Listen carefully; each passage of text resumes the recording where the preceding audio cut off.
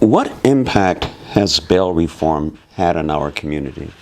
That's a great question. So clearly there's been impact, and we've seen it, and the community's seen it. Crime is up. I won't blame it all on bail reform.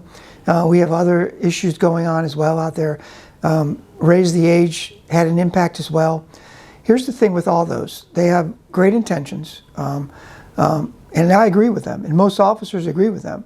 We don't want to see juveniles or even adults go down the pipeline of becoming criminals and ending up in prison and spending large terms there. What I see as the problem, though, is that when these laws are enacted, they don't take the time to put money and their power, meaning the people in Albany, and I'm speaking of New York State, the people in Albany, put the money and the power behind alternative programs that lead people down paths that aren't the justice system. We would be more than happy to see them go that route. We don't want to interact with children on a bad level when they're committing crimes, or even adults for that matter. But there's never been money and power, at least not as much, put behind those other pathways. And that's what needs to be done, so that you can get to these children when they're moving along a path that we can see is leading nowhere but quite honestly, either the prison, the jail, or the graveyard.